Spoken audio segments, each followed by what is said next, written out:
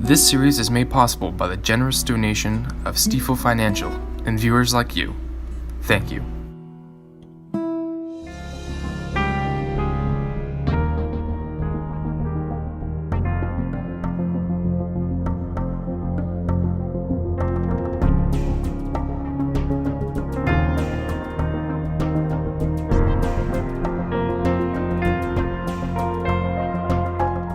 Welcome to Where Do We Go From Here? This is a relatively new program on Nevada County Television which focuses on specific local issues, but issues that we think could have relevance way beyond Nevada County. We've talked recently about homelessness, and the series of programs we're recording right now have to do with the Centennial Dam that Nevada Irrigation District has proposed on the Bear River between Nevada and Placer counties. And I should just let you know that these programs will be combined in different ways and presented at 7 p.m. every Monday evening on NCTV. They'll also be available archived on YouTube on the NCTV channel and probably on Facebook.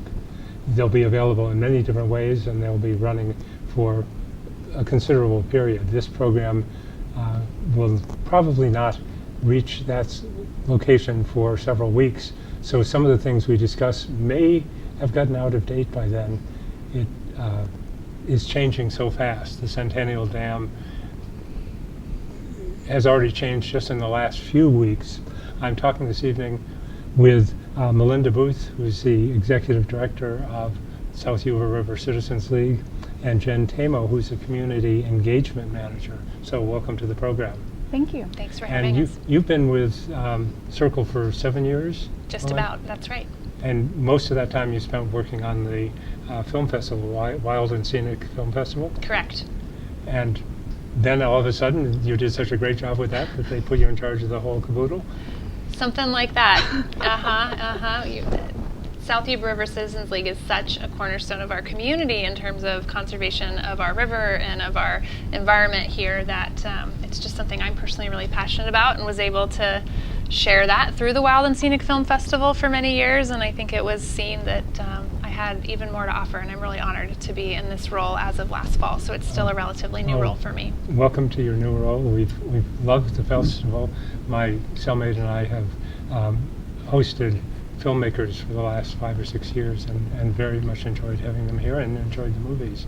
But what's going on right now may be a little more serious than what's just happening with looking at some movies. But before we get to that, I just say hi to Jenn also. What exactly does a community engagement manager do? That is a great question. I get to work with all of the wonderful volunteers in this community. So we have several large events throughout the year, like the Wild and Scenic Film Festival. Over 700 volunteers help us produce that. And we also have the Yuba River Cleanup, which is every September. 800 volunteers help us produce that.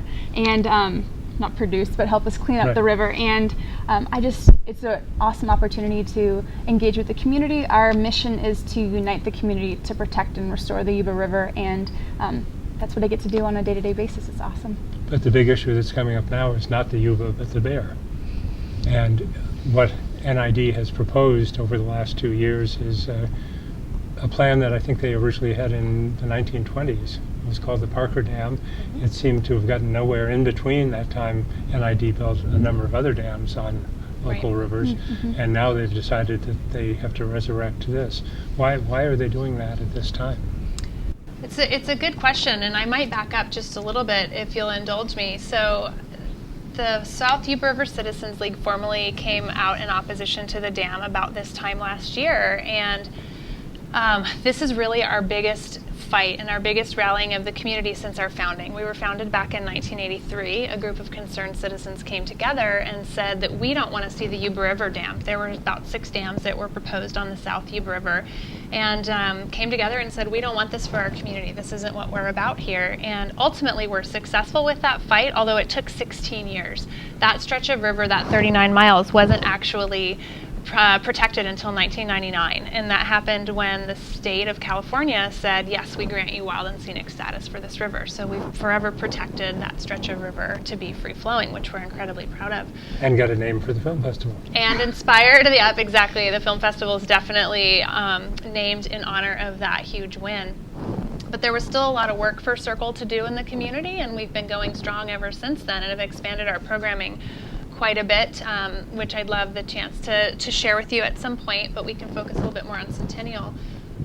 But so this is really the biggest fight, and we think, for our community. But you're right, it is on the Bear River, it's not on the Yuba. So why is SYCRL involved with that? Well, you know, actually about 50% of the Bear River water is from the headwaters of the Middle and the South Yuba River. So those, if you know much about water in California, you know that our systems are plumbed and that things are really interconnected. And so the Bear River water is the Yuba River. And so there's a linkage there that's undeniable that we felt we had to step up and take a lead role in. There also was not an organization that had SYCRL's capacity that can work in that community. And so one of the things that's so special about this community, we support organizations like SYCRL to not only do great work year-round, but to also be at the ready, to deal with things that come up in our community that we want to have a voice for the river, a voice for the environment in. And so that's something that we can offer. That's something that the Bear River for this Centennial fight didn't actually have. And so SYCRL thought long and hard about whether or not this was going to be something that we got involved with. It wasn't something we jumped into without thinking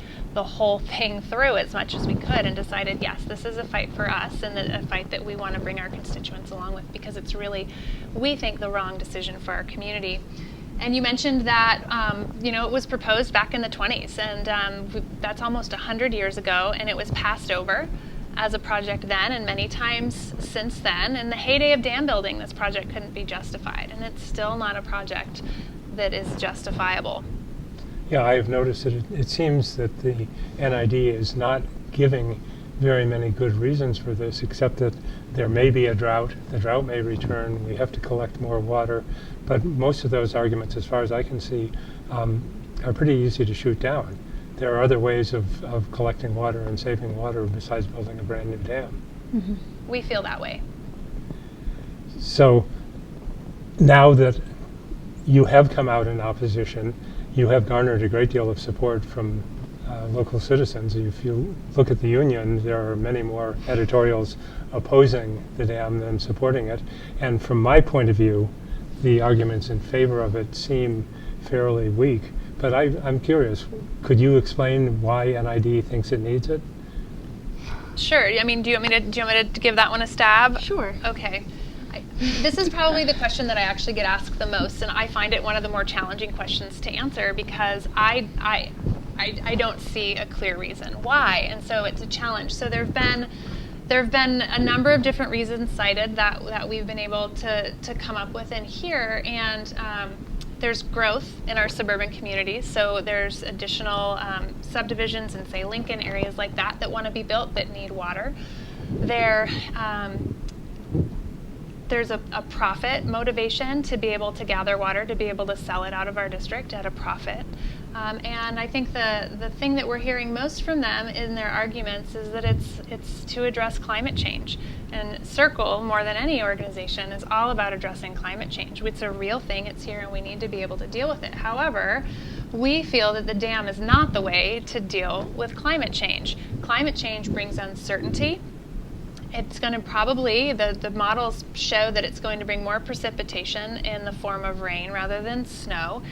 And if we can't fill one reservoir during a drought, how can we fill two reservoirs during a drought? It doesn't actually provide more water in our time of need. We just went through a 5-year drought. It was a 1,200-year drought, right, that we went through for the last 5 years. We were really lucky last winter to have a relatively wet winter.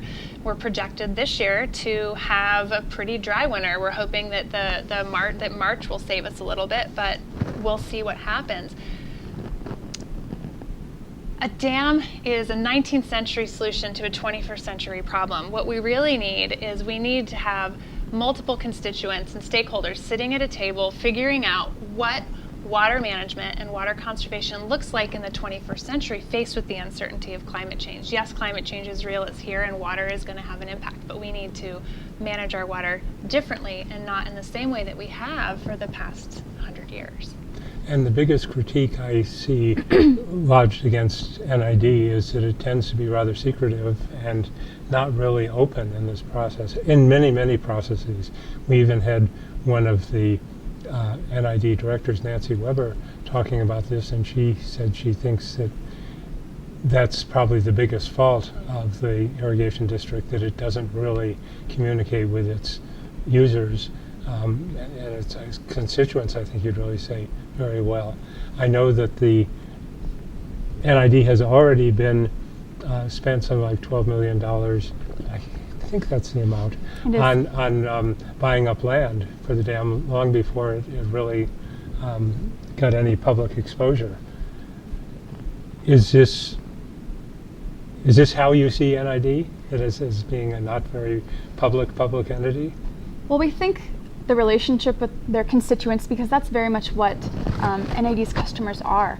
NID is run by an independent elected board, and they are public servants. And so we think best government practices should be open, should be transparent, should be very clear with the people that they're representing.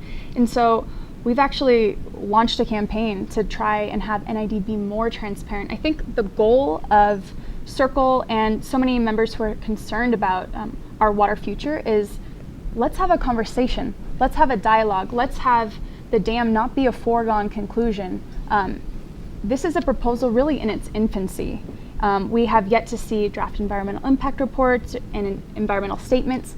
So what we want to do is have a conversation. And like I mentioned, we had a campaign for transparency. We worked with the League of Women Voters and the Federation of Neighborhood Associations, and we tried to have NID's meetings, which are Wednesday mornings at 9 a.m. when many folks are either at school or work or maybe just can't make it because of other obligations.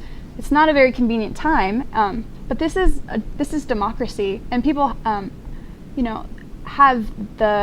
need to be able to participate in decisions that are going to be affecting them in a big way, like this project.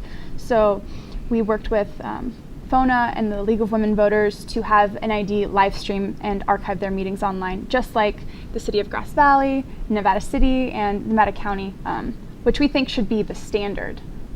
It took over a year to have this happen. At first we were met with quite a bit of opposition from the board, but that's not what we'd like to have a dialogue. We want to have a conversation. We are going to be grappling with these problems of climate change, and these are massive. And when you disenfranchise part of the community, that's only going to make them more eager for information. So right now we've seen many of our members, I think we have over 1,500 folks who have signed up to be dam watchdogs. These are people who are hungry to participate and hungry for information. Now, this is something that we actually have very much to heart, because the public meetings that are broadcast or cablecast come over Channel 17 on NCTV, and there are, I know, many people who watch the Board of Supervisors or the local city councils and planning commissions, and the last I had heard, NID had agreed to at least have them recorded, but not cablecast. Has that changed? They're not cablecast. They're at still this not moment. cablecast, and they're the only significant entity, governmental entity, that is not doing that. And to me, that just makes them look worse. And there have been some other concerns that we've had about process, and that's NID hasn't been putting Centennial on their agenda per se. There have been things that allude to Centennial but don't specifically say it in their agendas.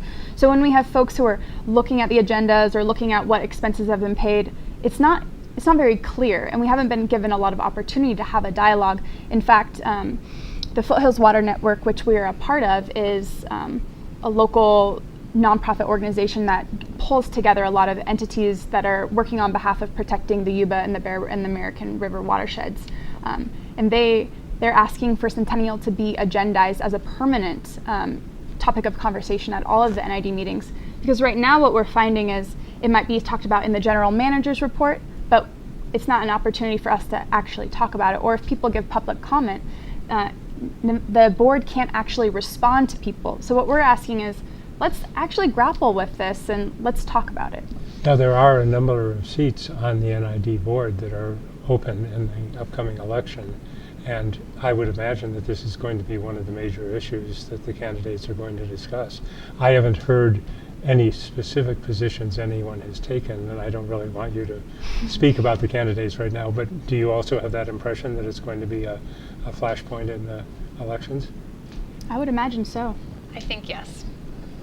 And would SYCRL take a position for or against particular candidates? Have you ever done that before? No, that's not actually what SYCRL's about. So we represent our community. We're a 501c3. We're not taking formal positions on candidates or on issues as a general rule. The way that we're addressing this issue is from a different perspective, and it's from science and from ecosystem health and from what benefits the river, what benefits our community. So I'd love to just make a point of clarification too, that all the work that SYCRL's doing is there's nothing anti-NID. We have really positive relationships with the Nevada Irrigation District. For many years in the past, have collaborated on projects. They have supported our Yuba River cleanup. They've supported our water audit and our school program. And they have a great garden. And they have a great garden, that's right. They do a lot of really good things for our community and in fact provide a very needed service. So there's no overall NID opposition. I just want to make that clear. However, there's a difference of opinion on this one issue, Centennial Dam, and we want our voice to be heard because we think it's a really important and a really big decision, and we'd love to have a seat at the table and be able to have a conversation about what the right choice is for our community's water future, because we really feel strongly and know and can frankly prove that this dam is not the right choice. And that conversation wouldn't include just people from Nevada County, since the Bear right. River divides Nevada and Placer County, and the Bear River is part of the American River watershed. So I know that we're going to be talking later in this program with somebody from the American River Watershed Institute, and I know there are many other organizations and people. I'm sure you've been in touch with people in Auburn and Yes. Colfax and Sacramento. How's that conversation going? It's an incredibly collaborative effort, and there's a lot of different efforts going on. Jenn mentioned our 1,500 dam watchdogs. Mm-hmm. Those folks are from that entire area and beyond. Frankly, this is an issue. The future of water in California, in the United States, is an issue that is not unique to our community, and I think it's going to be the number one issue statewide moving forward. Water is essential resource for us all to have, and so there are conversations that I think we have a real opportunity to have an impact at a statewide benefit. NID has a real opportunity here to be innovators in the future of water distribution, water management, in the entire state, and that's something that we'd like to see them take this opportunity to use 21st century technologies. It's going to take a lot of different tactics in order to meet all of our growing needs. Like, the needs are not going to be decreasing. So conservation, I think we can talk about at some point if you want, but conservation is one tool in the toolbox. But what the dam does is provides an inflexible and incredibly expensive solution. We're looking at a project that's going to be $500 million to $1 billion. What could we do if we spent that money in new and innovative ways? Now, the Army Corps of Engineers has just issued a report on improving the environmental situation of the Yuba, the various branches of the Yuba, but that does not mention dams at all, as I understand. Mm-hmm. Do you think there's a reason why an organization like that is, to my mind, somewhat backward, or is it because they've been in the dam building business for so long? The Army Corps, yeah. That has been the backbone of their business. So I think I'm not sure I'm answering your question exactly, but I think that NID's framework and maybe the Army Corps' framework is, this is how we've done things, this is how we know how to do things. And I would just argue that that's not actually what we need to be doing now, because the situation that is in front of us, the sheer number of people, the growth that we're facing, and the issues that are coming up with climate change require a different conversation. There's not status quo. I just brought that up because I was kind of surprised. The public mood has turned so greatly against new dams in the last 30, 40 years that I'm surprised to see organizations falling behind. I've often felt that the petroleum companies and utility companies like PG&E, 30 years ago they could have been pushing solar power, renewable energy, and I personally blame them greatly for not having taken the initiative. And here we have a similar situation. I'm sorry I'm throwing in my opinion so much, but a similar situation of an institution that had the opportunity of being in the vanguard and has not taken it. So maybe the public will finally push it in that direction. Well, it's interesting that you say that, because 2018 is going to be a huge year for water in the state of California. And California is really taking the lead on trying to implement some of this new science that we have. We are seeing that investment in green infrastructure is really what's being touted right now. And what that means is mimicking natural systems. Nature does it best. They've put aside $2.7 billion for projects that are using technology, innovation, collaboration, and that's what we really want to see happen in our community. There are 11 projects in the running for this money, and NID is one of them. But their public benefit, their application was rated at a 0 for public benefit. And that means that for every dollar invested, zero is the return. But NID, when they put it out, they thought there was 4.91%, or not percent, multiple of benefit to cost. Clearly, you see these things in such completely different ways. The state agency that analyzed all these proposals saw a 0, where NID saw a 4.91. And what we're seeing is the projects that ranked the highest implemented all of these priorities that the state has. What are some of those? There are folks who are working together with environmentalists, with farmers, with building in the local community. So we're seeing multi-benefit projects. Farmers working together with environmentalists, I just said that. Recycling water, recharging groundwater basins. So projects that are good for the environment, but also good for the economy. We can't look at a single, there's no single solution anymore. We have to look at everything as a whole and connected system in order for it to be successful. And that leads to probably the biggest challenge to all this, that however much California gets innovative in trying to deal with water questions, especially in areas like this, there's still an incredible push to have more and more water go from the north to the south. How does this affect what SYCRL is trying to do? I mean, I think I touched on this a little bit before. I think water resources and water distribution are going to be some of the biggest issues that our entire world is going to be dealing with in the coming decades and centuries. And we're really, really fortunate that in the area where we live, we have water.